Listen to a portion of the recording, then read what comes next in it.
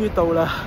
我頭先係由鰂魚涌嗰邊行嗰條東岸板道行過嚟，而家我就到咗呢個上環順德中心，咁我就準備會搭788巴士返屋企。